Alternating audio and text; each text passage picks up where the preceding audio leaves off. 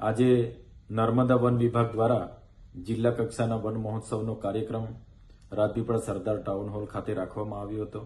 આ કાર્યક્રમને લઈને નર્મદા વન વિભાગના કોઈપણ અધિકારી દ્વારા મને આમંત્રણ પત્રિકા કે ટેલિફોનિક જાણ સુદ્ધા કરવામાં નથી આવી અને એક સરકારી પ્રતિનિધિ હોવાના નાતે પ્રોટોકોલ પ્રમાણે એમણે મને જાણ કરવી જોઈએ તે નથી કરી.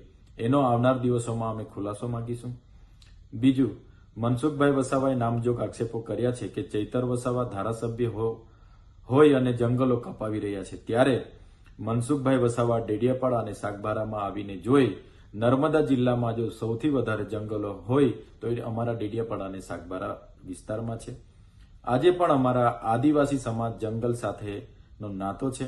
આજે પણ ડેડિયાપાડાના 46 ગામો અને સાગબારાના પણ ગામો આજે જંગલના ગામો તરીકે ઓળખાય છે અને જંગલમાં વસવાટ કરે છે. આજે એમના ઘરો પણ ત્યાં છે, એમની ખેતી પણ ત્યાં છે અને ઘણા લોકોના પેન્ડિંગ દાવાઓ છે.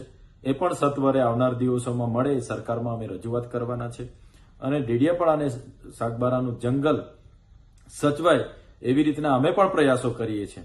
મનસુખભાઈ વસાવા, મેં જ્યાં મારું ઘર છે એ ઘર જંગલની જમીન પર અમે બનાવી છે એવા પણ આક્ષેપો કર્યા છે. ત્યારે મનસુખભાઈ વસાવાને હું વિનંતી કરું છું એ જાતે જ આવે અને એની ટેપ પટ્ટીથી જંગલની જમીન ક્યાં છે અને મારું ઘર ક્યાં છે તે માપી લે એવી એમને પણ હું વિનંતી કરું છું. મનસુખભાઈ અવારનવાર આવા નિવેદનો કરવાની એમની ટેવ છે. ચૈતરભાઈનું નામ લીધા વગર એમની રાજનીતિ ચાલવાની નથી. એટલે મનસુખભાઈ, એમની ચાલ, એમનો ચહેરો, એમનું ચરિત્ર અમારા લોકો જાણી ગયા છે. એટલે મનસુખભાઈ દુઃખી થઈને આવા નિવેદનો આપ્યા કરે છે અને એને લઈને અમારે કોઈ લેવા દેવા નથી.